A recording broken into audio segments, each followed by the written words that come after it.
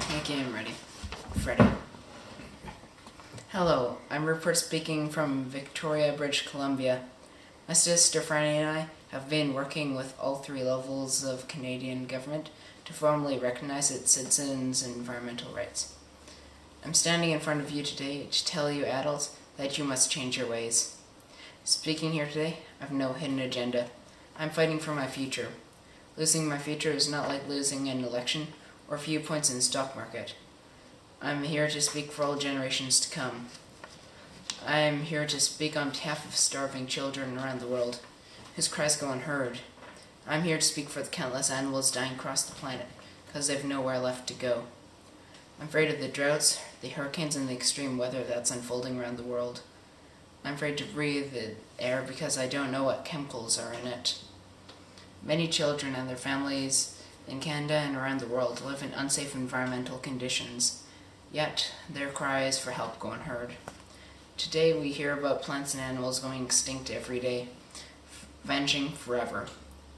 In my life, I've dreamt of seeing huge herds of wild animals, jungles and rainforests full of birds and butterflies, but now I wonder if they'll even exist for my children to see. Did you have to worry about all this when you were my age? All this is happening before our eyes, and yet we act as if we have all the solutions and all the time we want. I'm only a child, and I don't have all the solutions, but I want you to realize, neither do you. You don't know how to get the carbon out of the atmosphere. You don't know how to bring salmon back up a dead stream. You don't know how to bring back an animal now extinct, and you can't bring back a forest that once grew where there's now a desert. If you don't know how to fix it, please stop breaking it. As adults, so you might have a job, an official title.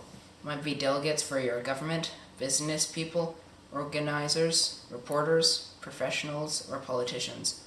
But really, you are mothers and fathers, sisters and brothers, aunts and uncles, and all of you are someone's child. I'm only a child, and yet I know we're all part of a family 7.5 billion strong. In fact, 30 million species strong, and borders and government will never change that. I'm only a child, yet I know that we are all in this together, and we should act as one world towards one single goal. In my anger, I'm not blind, and in my fear, I do not feel afraid of telling the world how I feel. In my country, we waste so much. We make so much waste. We buy and throw away, and yet northern countries will not share with the needy. Even when we have more than enough, we're afraid to share, let go of some of our wealth. In Canada, we live a privileged life, with plenty of food, water, and shelter. We have watches, bicycles, computers, and television sets. The list could go on for days.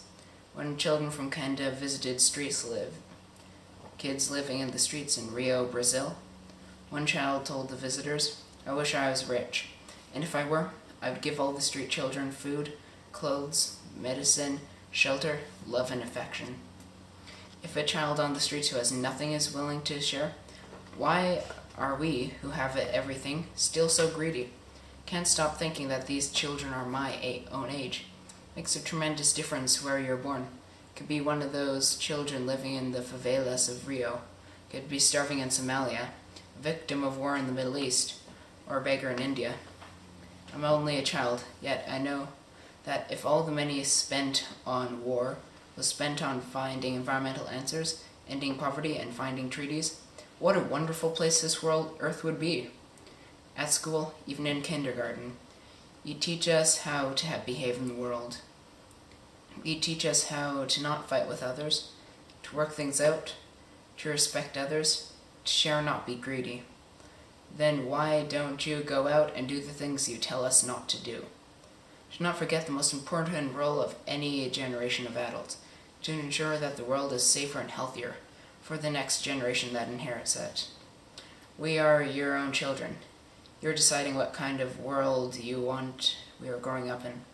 Parents should be able to comfort their children by saying, everything is going to be all right. We're doing the best we can. I don't think you can say that to us anymore. Are we even on your list of priorities? My mom always says, you are what you do, not what you say. Well, what you do makes me cry at night. You're grown-ups say you love us, but I challenge you. Please make your actions reflect your words. Thank you.